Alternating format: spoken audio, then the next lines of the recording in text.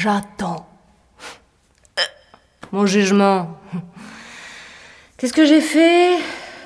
J'ai manifesté violemment mon mécontentement auprès des indignados à Madrid contre le débarquement du Saint-Père.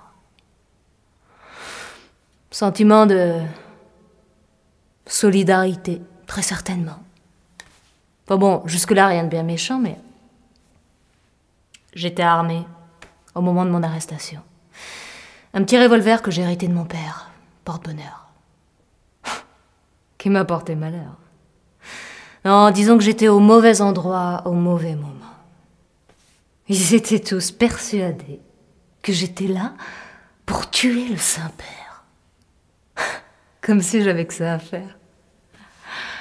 Et de fil en aiguille, je me suis retrouvée face à face avec...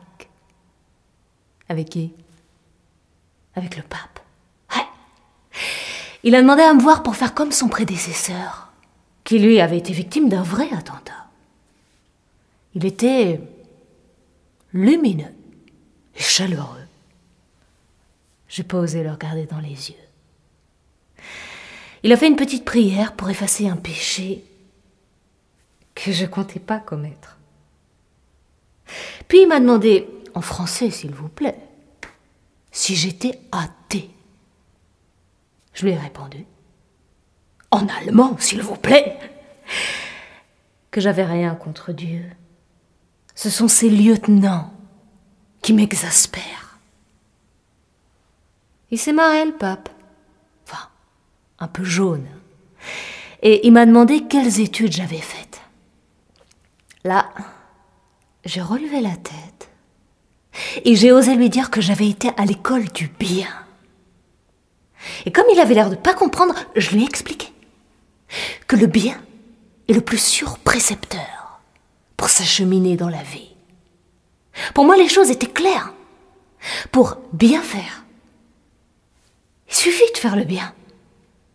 Et plus vous le faites, et plus vous avez envie de le faire. Il était médusé. Mais quel rapport y a-t-il avec votre voyage en Espagne? M'a-t-il demandé un peu désabusé.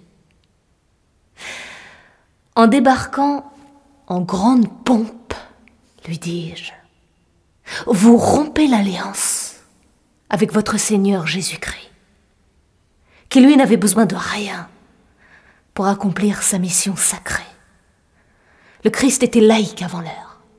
C'est lui l'inventeur et le premier défenseur de la laïcité. C'est lui le premier qui a rendu à César ce qui appartient à César et à Dieu ce qui appartient à Dieu.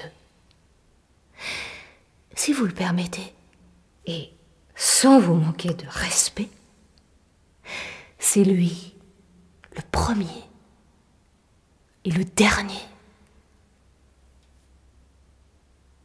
des indignés.